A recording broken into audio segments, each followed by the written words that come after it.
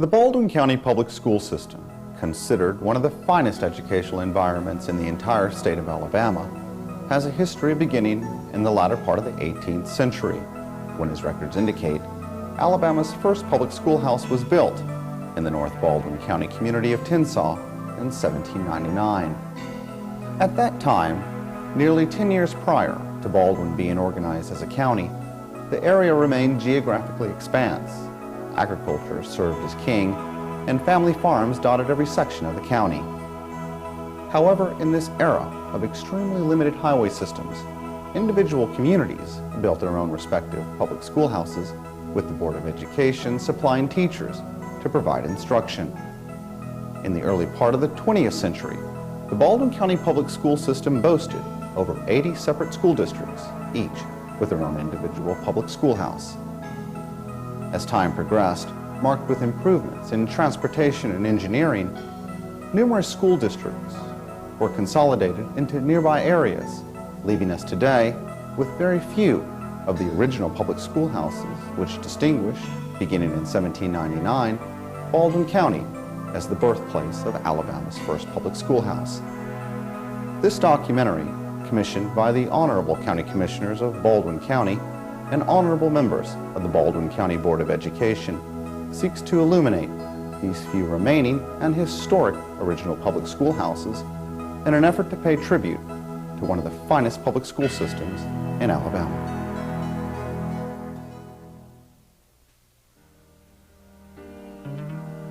Located 10 miles south of Bay Minette in the growing unincorporated community of Stapleton, the Stapleton School has a history dating back to the late 19th century, when in 1892 the school was established to provide educational instruction to the area's children in this expanse community distinguished by a rich farming and timber-producing history. Relocated 4 times since its establishment, today the school sits on Harriot Avenue, just 2 blocks east of State Highway 59, and is bordered on 3 sides by the Methodist Church, the Baptist Church, and the Stapleton Community Park. During the school's early days, many of its prior locations proved unsatisfactory to area parents when it became apparent that the children were missing too many school days as they were challenged by an area creek, which became most problematic to traverse during inclement weather. This situation caused the Stapleton community to establish the school at a more central and today its present location. Today, with the help of area residents, students still utilize the school's original cafeteria, not as a place to dine with their friends during the long school day, but rather as their present library. It is at this original edifice in which students and visitors alike can view how the community's forefathers and mothers gained educational enlightenment in a period much changed from today. Stapleton School, in my memory, was built on about the same plan as the Bell Fountain School. It fell into early disrepair mainly because of termites, and it was just not economical to repair it. And we dropped back behind the main school building and just built another one of our square boxes, rectangular boxes, in its place, and then we just simply tore down the building that was in front of it. As I recall, it had one classroom added in later years, and it was in good condition, and we were able to save it, and we kept it and used it for first as a library and then as a kindergarten room. And I think that building is still usable, still a part of the Stapleton School, I believe it is. Stapleton was one of the schools that had a teacherage. And in the time when I was responsible for the buildings in Stapleton, it was occupied by the janitor of the school. He had a very, very large family. And he managed to rear his family in that teacherage. Housing for teachers in small communities was always a problem. The teacher was expected to board with members of the community, but sometimes there was just no place for them, and the county decided that it would be economical to build homes at certain schools to attract teachers of quality. The principal of a school got $10 a month for being principal, and then he got $5 a month for every extra teacher that he had, and that was in addition to his regular salary as a teacher, because the principal was in the small school was always a teacher himself or herself.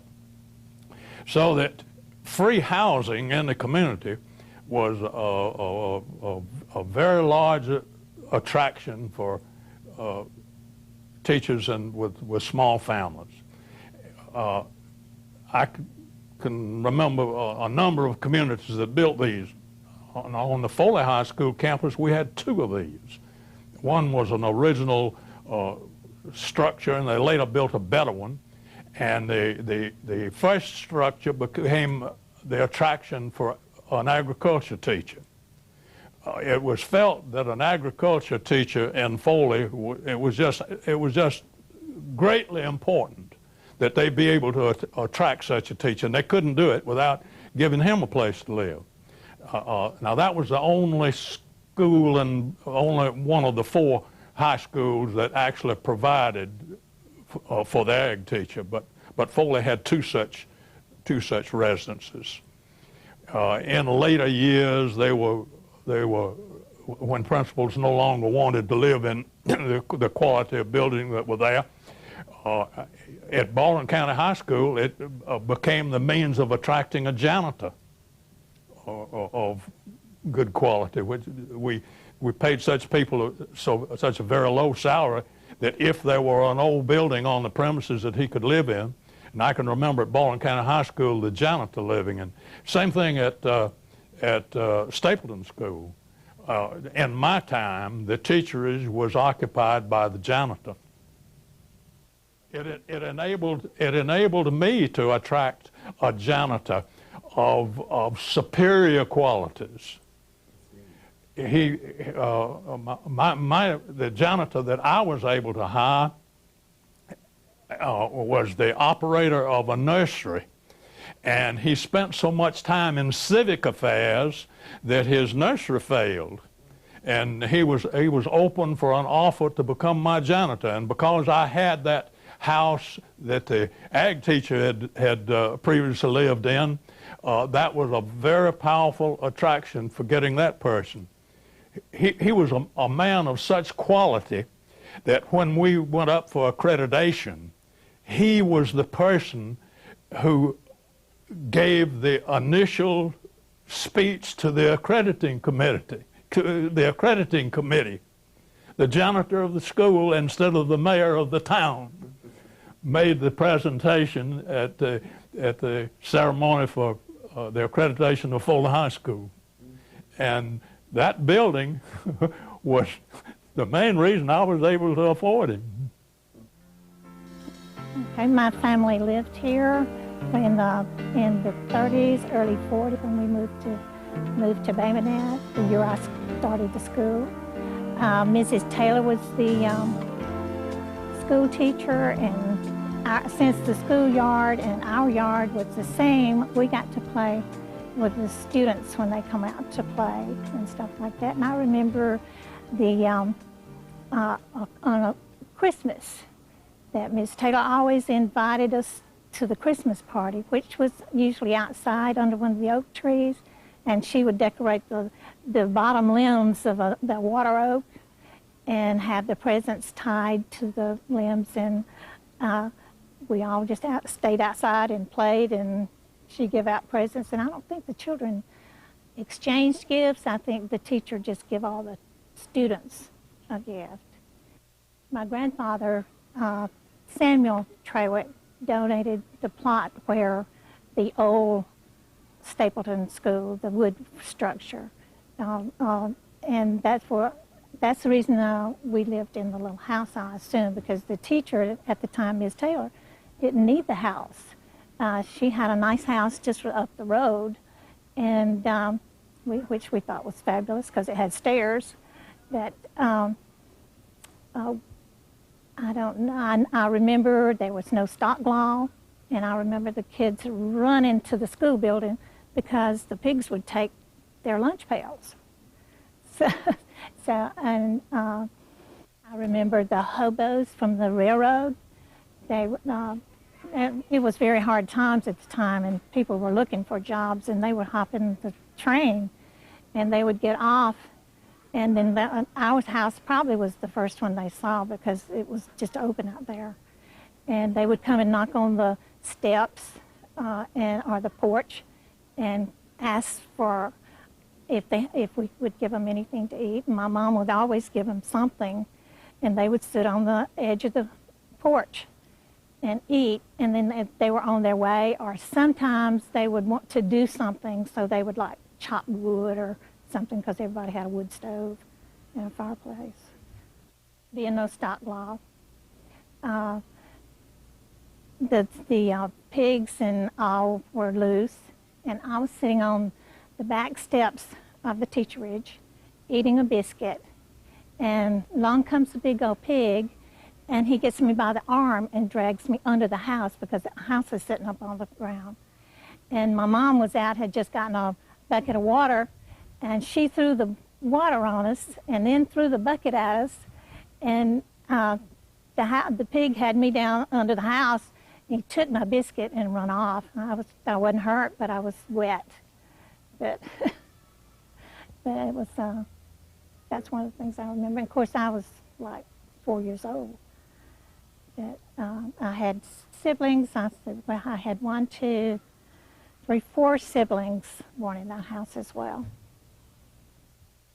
I remember there was the walk down from the steps, and planters on each side, and we had it lined. It was turned, the bricks were turned up like that, making a border for the flower bed. And I fell off the porch onto the bricks, and I made a big gash in my forehead. And my aunt happened to be visiting. She was not, she had a car, we didn't. And so they grabbed me up, they was going to take me to the doctor, which is Baymanette. And as we got to the highway, Dr. McLeod was passing by, so they chased him down to the Y, and I sit on the hood of his car while he sewed my forehead up, and he gave me a quarter because I didn't scream and holler while he was sewing me up. Well, I guess for starters, 1965, we moved to the little house which actually sat behind what's currently the lunchroom here at the school. My dad was the custodian for the school. My mom was the cook in the lunchroom. So we lived just a few blocks from here, actually, but it was something beneficial for everybody. Somebody would be here to look after the school 24-hour, so worked it out with the principal and the Board of Education. So we actually moved into the house. It was part of the pay package, actually, so there was no rent. We had a lot of little things that were good about that, in that there was big family. There was as many as, I have 11 brothers and sisters, but some were older, already married, so there was as many as 9 of us living in the house at one time. We even had to build a little petition in the one room because there was only the 2-bedroom. We had to make a 3rd bedroom out of it. So it was small and it was cramped. But in those days, you really didn't spend time indoors because growing up, there was a huge wooded area behind the school, so that was our playground. We spent our days outside running and playing. We had the playground, the ballpark, right next door. It was in our front door, so that's where all the boys of the community would gather there. We actually, I guess probably for the 3-4 years that I was playing organized ball, it was kind of a benefit like most kids don't have, because that was the gathering place for the whole community, so we were here. So that was a big plus.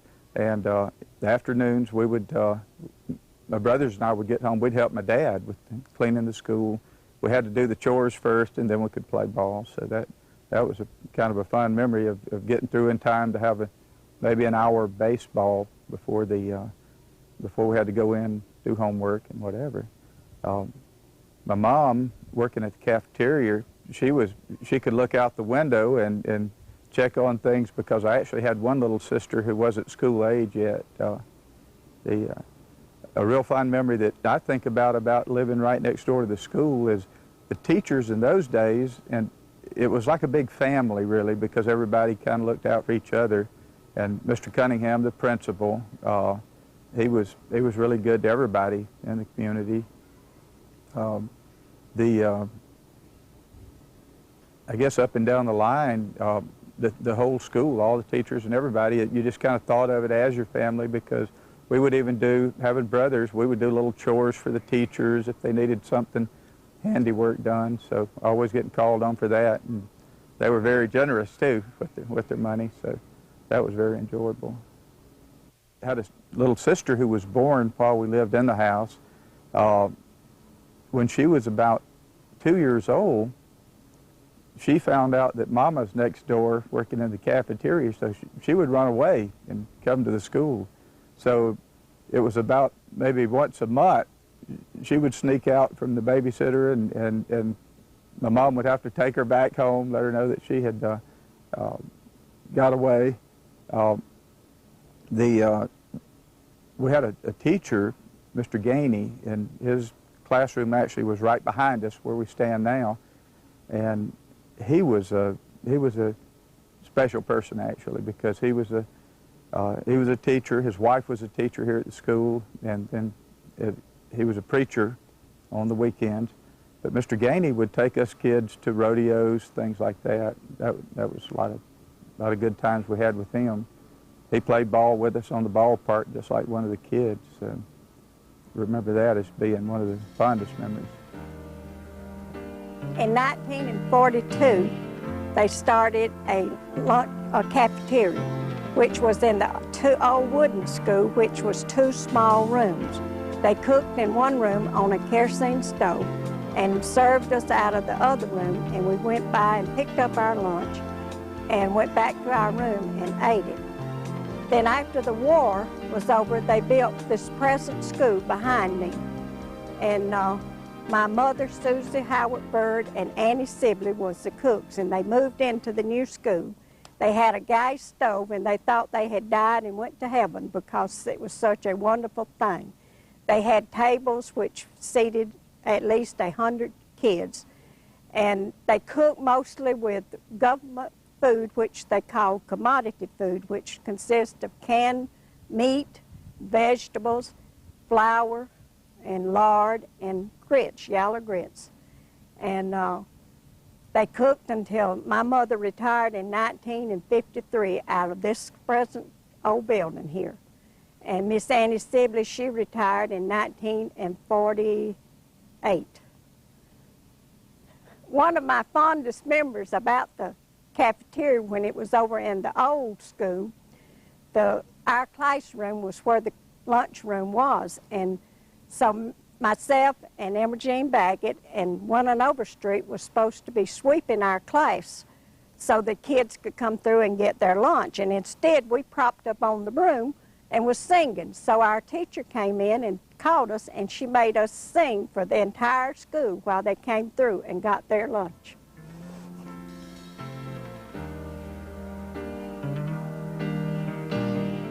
My problems in Stapleton were generally related to transportation, and it was generally related to roads.